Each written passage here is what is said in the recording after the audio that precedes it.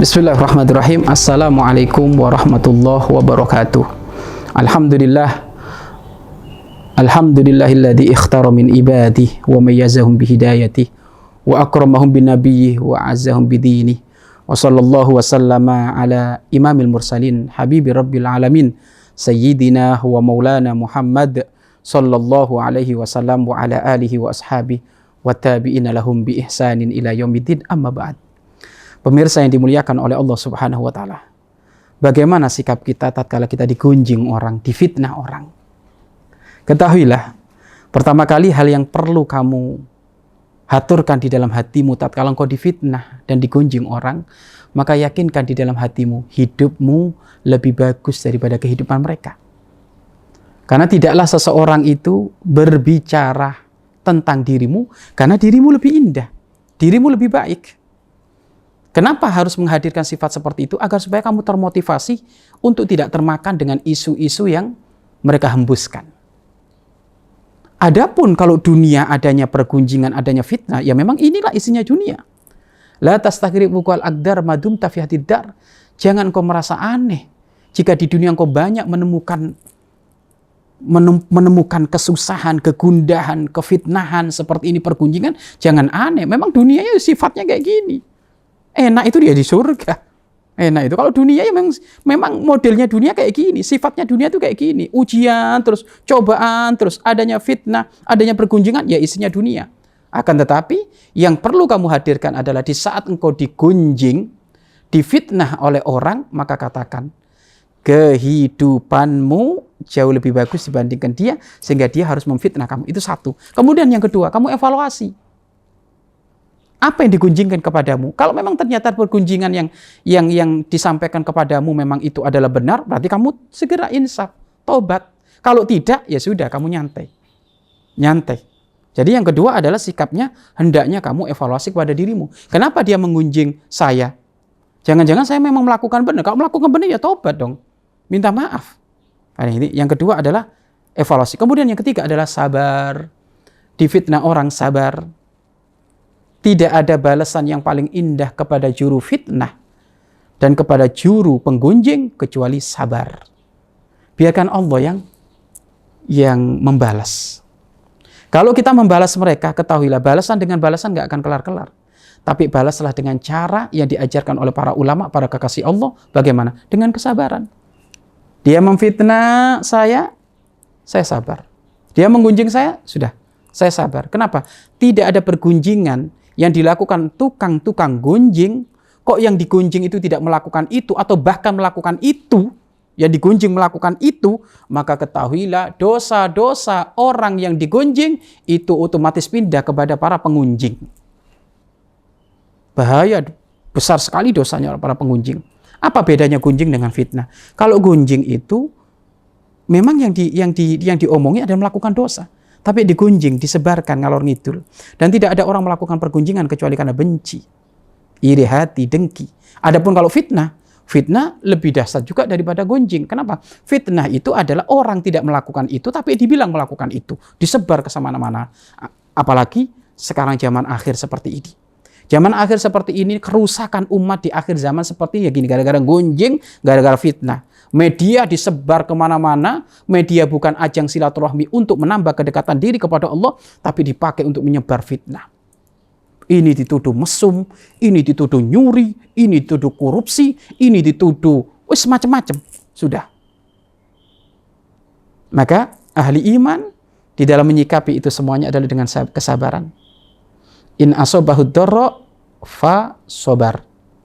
Wa in asobat sarra fasyakar. Ahli iman itu kapan dia tertimpa ujian, fitnah seperti itu, musibah, sabar. Kalau tertimpa saat itu dia kemudahan, maka dia bersyukur kepada Allah. Ahli iman syukur, sabar, syukur. Maka Anda barangkali mungkin dalam keadaan sekarang difitnah oleh orang, Anda sabar.